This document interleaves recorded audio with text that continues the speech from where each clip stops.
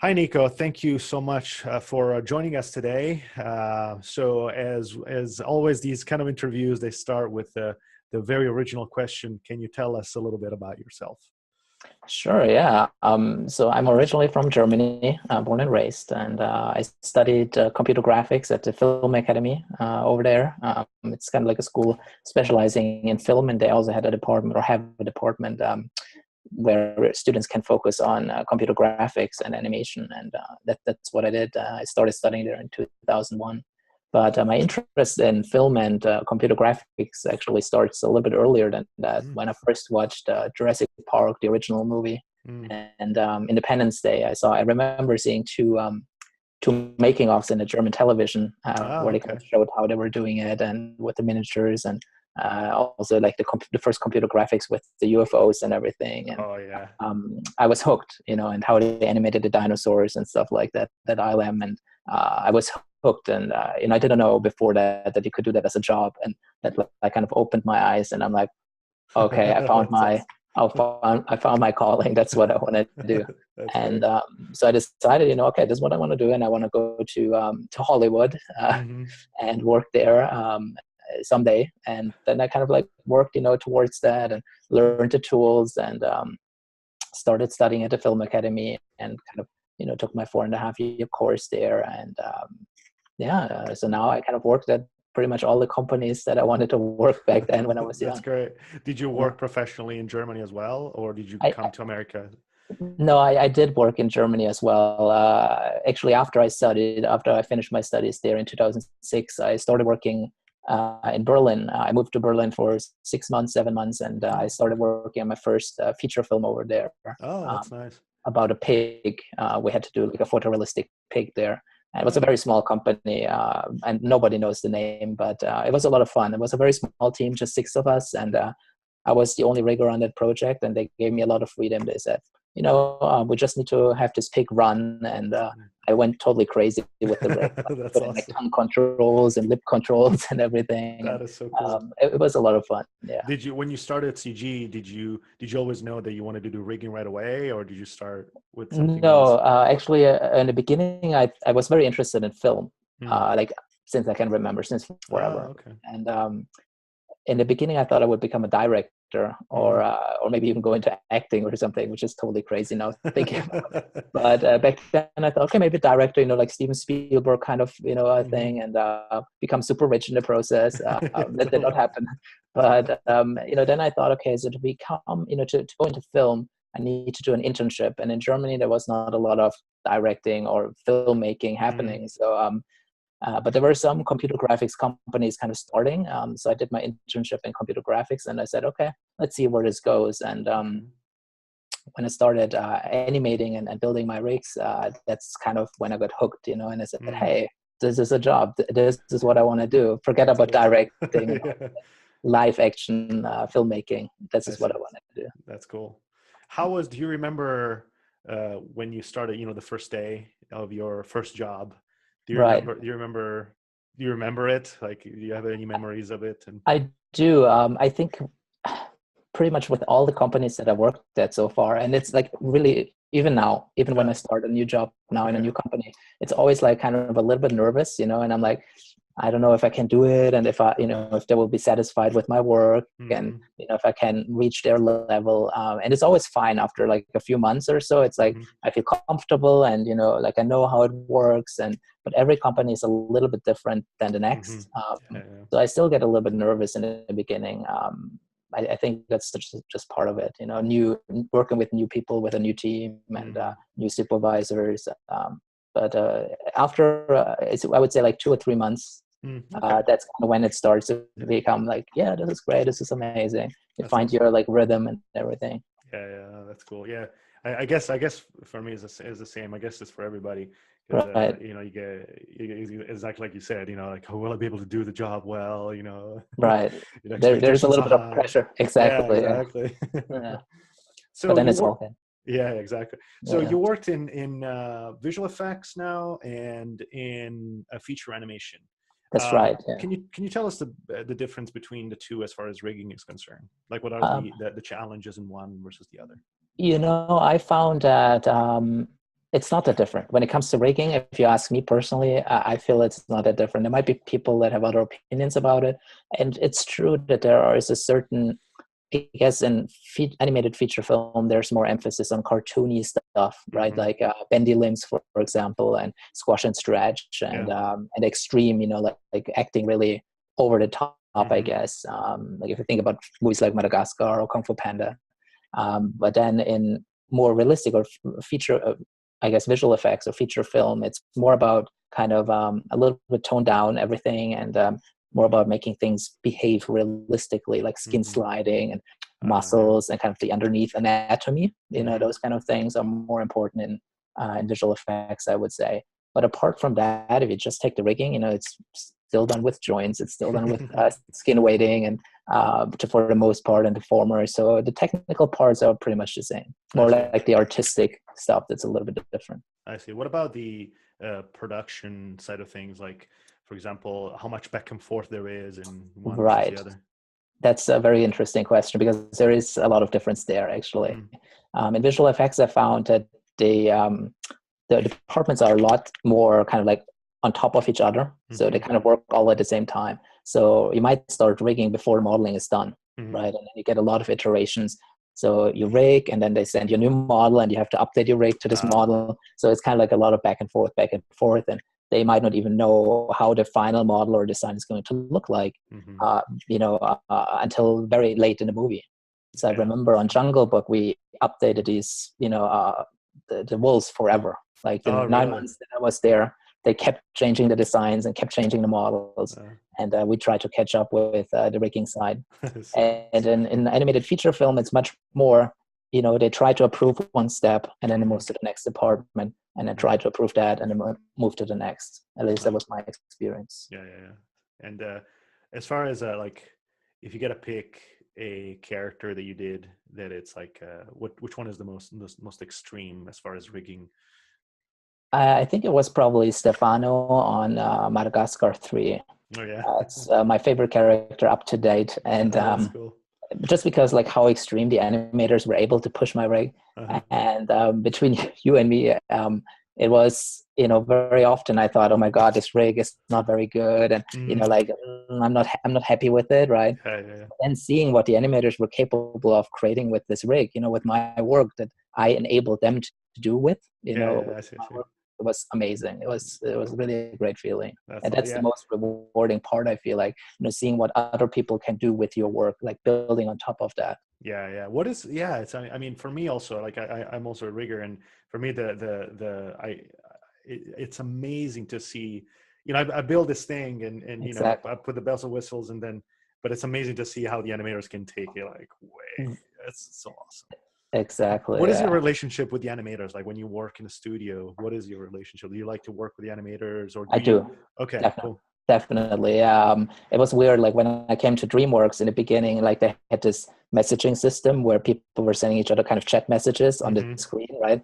And then I remember talking to an animator, and he said, "Yeah, hey, how about, can you add this control in? Hey, blah blah blah." And I was like, "Hey, you're just down the hall from me, right? Why don't I just come over to you and we talk in person? That would Yeah, make much more sense."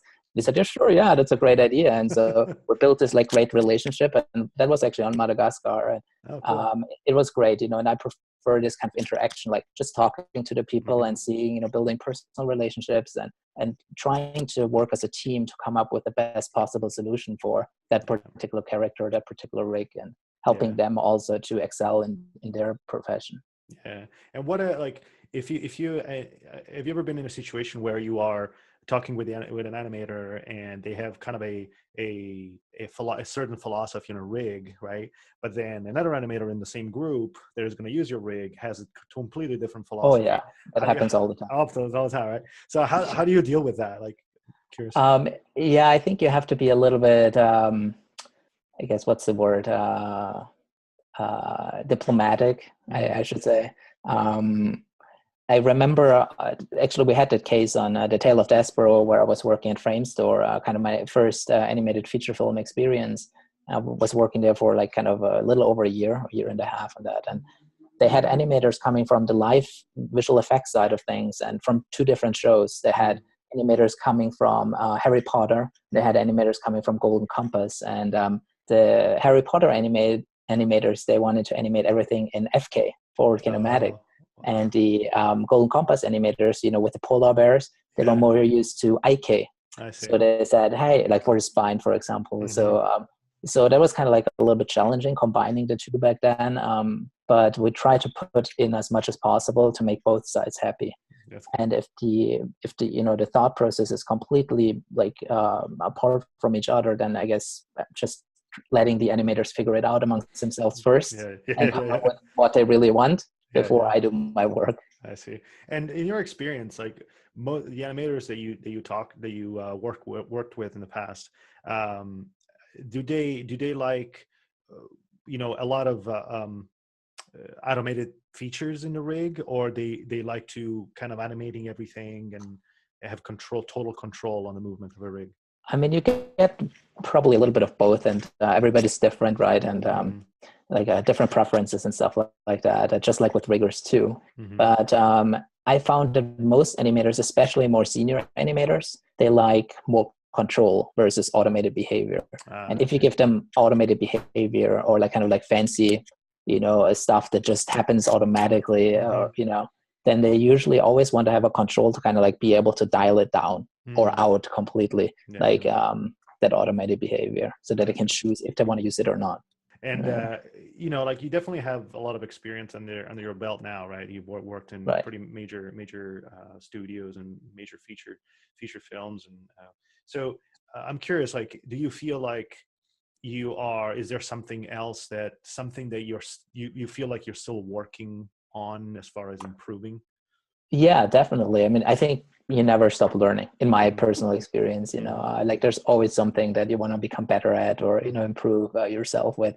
And for me, I think, I feel like rigging obviously is like very technical and also artistic, like kind of Hmm. halfway, which I Yeah. love about rigging, the rigging Hmm. side. And so I want to try to improve both of these sides. So at the moment, I'm actually trying to improve my like painting skills or like digital drawing. Oh, okay. So I'm learning that a little bit. And then also API. So my API Mm-hmm. plugin writing and stuff like that, I'm trying to become better with that too. I see. Yeah. How much development have you done in your career? I have done quite a lot of scripting, Hmm. actually a lot of scripting. Hmm. I started even at the Film Academy when I was still studying. I wrote my first auto rigging Oh, okay. system for biped rigs. And during my career, I had a lot of opportunities to kind of build up on that, like kind of do version 2, version 3, version Yeah. 4, Yeah. where basically I always started from scratch essentially and just like kind of built up on what I learned before. And Yeah. That's awesome. so at Frame Store, I did that. At MPC, I did that for faces a little bit, like tool writing, tool Hmm. development. And then also at Atomic Fiction, I also had the opportunity to write again a Okay. completely new auto rigger from scratch for their pipeline and their tool set. Oh, nice. And is it? Do you use? I'm assuming you use Python for your main language when you're Actually, I scripting use it. Mel. Oh, Mel. Okay. Mel for the most part, just because that's where I started with. Back then, when I started scripting, there was no Hmm. Python in my available. Yeah. Yeah. That came later, and so I started with Mel scripting, Hmm. and I also know Python scripting by now. So at DreamWorks, they had Python for their proprietary software. Yeah. So that's kind of where I picked up a lot of Python scripting. But now, given the choice, Hmm. I feel like I'm a lot faster with Mel scripting. Hmm. With Python, I kind of like have to think, okay, so how, with the syntax and everything, it's always like kind of takes a little bit to get back to it. Yeah. Yeah. But also at ILM, we were also using Python, so Hmm. I'm okay with doing both. But just Hmm. for my personal stuff, I prefer Mel scripting. And do you think, like, for people that want to get into rigging, right? Do you feel like they have to know a scripting language, or is it something that it's just not necessarily a must? I think it would be good. Let's put it like that. Okay. Just because I think it heightens your chances. Hmm. Everywhere where I worked at so far, it was a huge plus to know scripting. Hmm. And every rigger I know knows scripting, Hmm. even like junior people. Yeah. Um, Having said that, at DreamWorks, we were a huge rigging department. We were about 60 people, 60 riggers at some point. So it was huge, Whoa. I had no between idea. the different shows. Oh yeah, yeah. Like I Wow. mean, not anymore. Now it kind of like dialed down, right? Yeah, yeah. But in the height of DreamWorks, we were about 60 people cross-site between LA and Northern California. And there we had a lot of like a range between this artistic side and the technical side. There were some people that were super good artistic, had great artistic eye for deformations, but not too good in scripting. So they would focus on the more artistic parts of the department, and like face rigging and stuff like that. And then there were other people that were super technical and scripting and plugin writing. So they would usually write all the plugins for the whole department that we would share. I see. So there's space in both areas, I feel, or anywhere on that scale. But knowing a little bit of scripting certainly will help you or heighten your chance of getting a job. I see. So you also, besides working in industry, you're also an instructor, right? You've taught in a few different places. And what is it about teaching that you like the most? What is the aspect of teaching that you enjoy? I think it's, for me, a chance to kind of give back, like when I started learning rigging, I learned from Gnomon a lot, the Gnomon videos back then, like still on the big VHS tapes. And that was a long time ago. I guess I'm outing myself a little bit as being old in the industry for a long time. But this is what we had back then. I remember learning rigging from Alex Alvarez and also Jason Schleifer, like his work, his DVDs. And so I learned a lot from, people like that. So this is kind of a chance for me to give back to the community in a way, and, help the, next generation of riggers to kind of create good and stable rigs. And also, I guess I just like working with people, and explaining them things. And I like the feeling when when they get it, like when I can see it in their eyes and they're like, now it makes sense. I just love the feeling. Yeah. That's cool. And do you prefer, I don't know, have you ever taught in an actual school, like not online? I did. Yeah, actually, that's how I started. I started teaching at the animation workshop in Denmark. That was the first time I was teaching those back in 2008, I think, or 2009. And I have been going back every 2 years now. So I went there 4 times now. I've also taught at the Film Academy and other places too. But I almost prefer this a little bit just because you have more interaction with the students, like a live kind of can have a conversation. With online, I always feel it's a little bit kind of one-sided. So I'm just sitting there and like talking. And I don't know if the other people or the other person, is still listening and they're paying attention and stuff like that. And I can't really see in their eyes if they have any questions and stuff like that. So it depends a little bit more on the, like, kind of, asking people with chat or something like that. Hey, how's it going? Did you get that? While with a live audience, I guess it's easier. Got it. And when you